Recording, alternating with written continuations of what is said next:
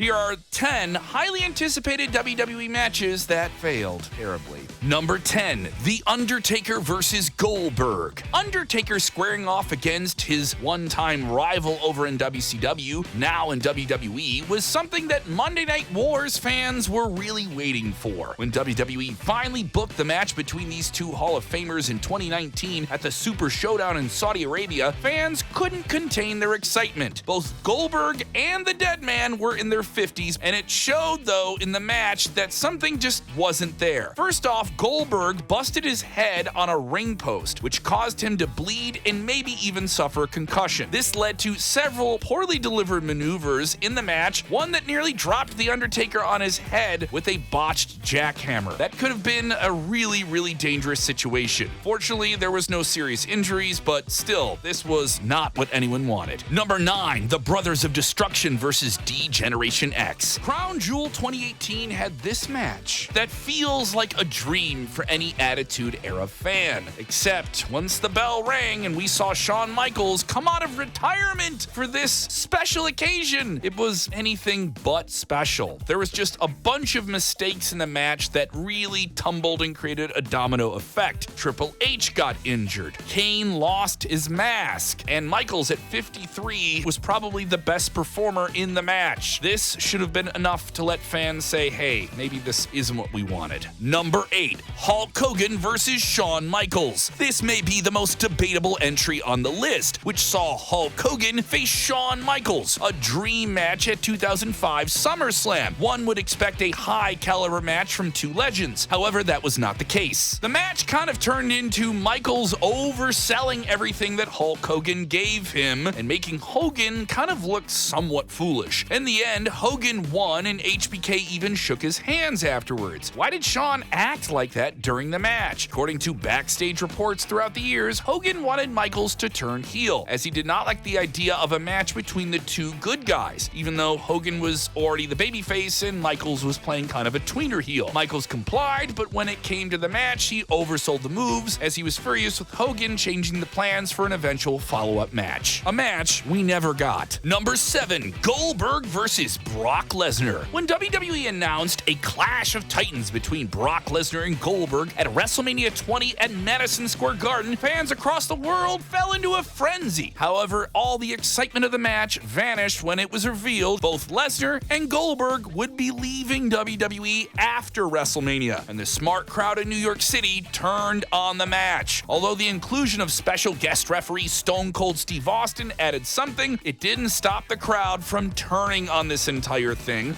That night, the fans truly showed what they thought of that match at WrestleMania, and it may have been the most rejected live in front of an audience WrestleMania match of all time. Number 6, Jey Uso vs. Jimmy Uso. The clash of the Uso brothers at WrestleMania 40 was widely considered a flop by fans and critics alike. Despite the emotional consequences of a brother versus brother storyline, we know people are reaching for the tweezers, and they certainly remember plucking this critique out with Jimmy turning on Jey at SummerSlam 2023 when Jey challenged Roman for the title. Obviously, all of the bloodline stuff wove it together, but why did Jimmy turn on Jey to build to this match? I get it, they wanted the brother versus brother match. On paper, it's cool, but it simply didn't deliver in a storyline. There was momentum for main event Jey, and them not really getting a lot of time to make this thing feel as consequential as it should be. Both brothers moved on to singles competition not long after. Number 5, Tyson Fury vs. Braun Strowman. Tyson Fury, the worldwide boxing sensation, had a very big name coming into pro wrestling. He was big and surprisingly athletic and charismatic and had a respect for pro wrestling. He may not be a professional wrestler by trade, but he certainly would be someone who would be interesting in a one-off match. Enter Braun Strowman, a larger-than-life head-turning pro wrestler at Crown Jewel 2019. Fury was mostly able to hold up his end of the bargain, but the awkwardness and inexperience at times simply showed. The most unforgivable part of this was that he may have missed a cue at Strowman staring at the monster of all monsters for maybe 15 seconds seconds until they figured out what they needed to do. It was one mistake, but it was kind of so blatant and obvious that it stuck out for the entire memory of the match and really didn't help it get any better from there. Number 4, Jerry Lawler versus Michael Cole. In 2010, WWE decided to turn lead commentator Michael Cole into a heel on commentary, who then had conflict with beloved co-commentator Jerry the King Lawler, where he would humiliate the Hall of Famer on TV every week. The higher-ups in WWE wanted to see the payoff at WrestleMania 27. Jack Swagger became Cole's trainer. Stone Cold Steve Austin was roped in as the special guest referee. The match lasted nearly 15 minutes. The entire segment itself was nearly 30 minutes. Most fans were critical and felt WWE should have come up with something much better, or at least smaller, to see younger talents fill up the card at the biggest show of the year instead of a non-wrestler like Cole, as the match's results saw Lawler make Cole tap out, but the anonymous Raw general manager reversed the decision due to bias from a guest referee, Stone Cold Steve Austin. It sucked. Number 3, The Undertaker versus Giant Gonzalez. This WrestleMania 9 match was an awkward one from the very beginning. Once Giant Gonzalez entered in a nude bodysuit with patches of hair. Why?